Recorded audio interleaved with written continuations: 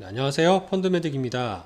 투자 공부를 하면서 여러 전문가분들 의견을 들어보는 게 상당히 중요하죠. 사실 유튜브에도 많은 전문가분들이 계시지만 오늘은 제가 궁금할 때 여쭤보는 분들 중에 한 분을 좀 모셔서요. 총 4편에 걸쳐서 2021년 하반기 투자 전망에 대해 들어보려고 합니다. 일단 뭐 투자하면 좋은지를 여쭤봤어요. 먼저 그랬더니 유럽 주식하고 채권 인커명 상품을 좀 추천해 주시네요. 일단 들어보시고 향후의 의견이나 궁금한 점 그리고 건의사항 등을 많이 주시면 감사하겠습니다. 그럼 이제 시작해 볼까요? 네, 2021년 하반기 시장 전망 한번 얘기를 해보도록 하겠습니다. 이 전망전은 전체 한 4편으로 이루어져 있고 1편에 글로벌 경제를 말씀드릴 거고 2편에는 아무래도 지금 가장 화두가 되고 있는 인플레이션, 3편은 전반적인 자산 배분에서 중요한 축을 차지하는 주식에 관해서 말씀을 드리고 마지막 4편은 채권과 통화 그리고 이 앞에 얘기했던 거 요약본을 같이 말씀드리는 시간을 가질 수 있도록 하겠습니다. 자, 우선 하반기 시장 전망 한번 봐야 되는데 그 전에 우리 이런 부분을 한번 좀 볼 필요는 있을 것 같아요. 사람들이 가장 많이 궁금해하는 것들, 아마 저뿐만 아니라 모든 사람들이 똑같이 고민하고 있는 상황이겠죠.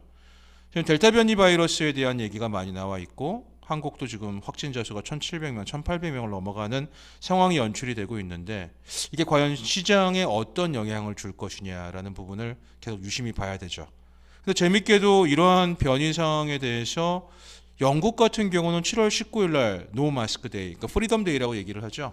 전부 다 마스크를 벗고 이제는 자유로 간다 얘기를 하고 있고, 가장 백신 접종을 완료를 많이 했던 이스라엘은 다시 마스크를 쓰고 있고, 이러여러한 상황들이 시장 상황에 어떻게 영향을 주는지 한번 봐야 될 것 같고요.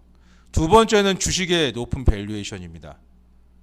한국 시장이 여러분들 잘 모르실 수 있지만 7개월 연속 상승했거든요. 코스피 기준으로. 계속 올라갈 수 있겠냐는 거죠. 아무래도 주식이라는 것은 기업의 이익에 근거를 해서 가치 부여가 되는 건데 계속 올라가는 주식시장 부담스럽지 않겠냐. 자, 세 번째는 QE 테이퍼링. 말이 어렵지만 한마디로 얘기해서 유동성이 끊긴다는 개념이죠. 아마 금리 인상 전에 나타나는 전조 현상이긴 한데 이 상황이 과거 2013년에도 한번 나타났었고 시장에 한번 충격을 줬던 부분이 있으니 이 부분도 유심히 봐야 될 것이고, 네 번째는 가치주냐 성장주냐. 사실은 지금은 조금 개념이 모호해지긴 했지만 가치주보다 성장주가 좋을 것이냐 성장주보다 가치주가 좋을 것이냐. 사실 상반기에는 가치주가 좋았죠.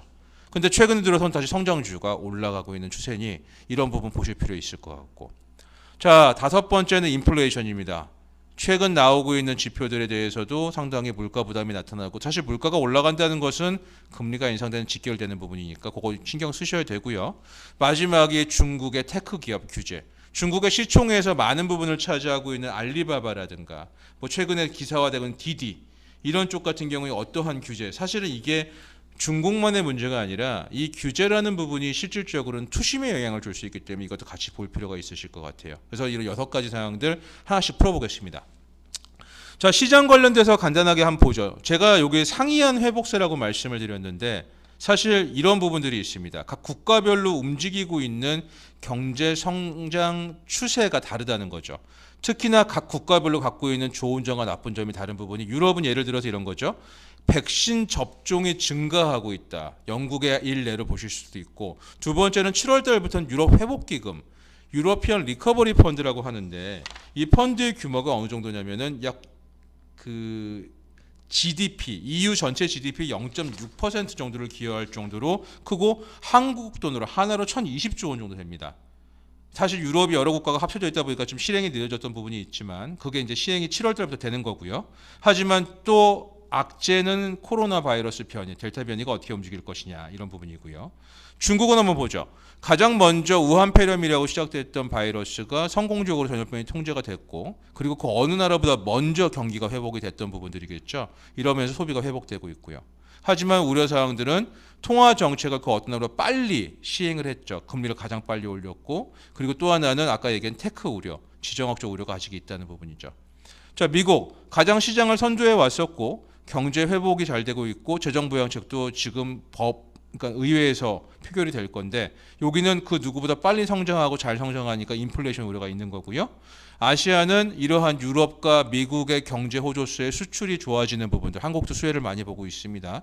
그리고 그 나라랑 다르게 지금 통화를 완화적으로, 한국은 금리를 올린다고 하지만 그 외 국가들은 금리를 내리고 있거나 동결하는 추세인 거고, 반면에 백신 확보가 더무르기 때문에 전염병이 확산되는 부분들이 있을 수 있다는 게 우려사항으로 볼 수가 있습니다. 자, 이게 뭘 시사하느냐? 사실은 그것 때문에 그렇습니다. 여기 앞에서 보시면 2분기, 2020년 1분기, 2분기는 코로나가 터지면서 경제 성장이 확 꺾였을 때죠. 근데 2020년 2분기를 보시면 이 보라색의 중국이 성장률이 11.7%로 급격하게 올라갑니다. 그런 부분들을 보고 그 다음 해에 그 다음 분기를 보게 되면 미국이 성장률이 따라 올라가죠. 유럽도 따라 올라갔지만 그 다음 추세가 보면 유럽은 외래 마이너스로 꺾였던 부분들. 제가 뭘 말씀드릴 거냐면 전염병 통제를 잘했던 나라 순서대로 경제 회복세가 순차적으로 이루어진다는 거예요. 중국은 2020년 2분기에 가장 빠르게 회복을 했고 그 추세를 쭉 지속을 해오다가 2021년 1분기에는 성장률이 좀 떨어지고 한마디로 과열된 부분들을 통제하기 위해서 금리도 건드리기 시작을 했고요. 그 다음부터는 쭉 성장이 추세적인 성장, 한마디로 해서 GDP 평균치만큼 성장을 하는 거고 미국은 그 다음 따라서 성장률을 급격하게 올라갔고 추세적인 것보다 높이 성장하다가 이제 2021년 4분기부터 안정적 성장세로 들어갈 것이고요.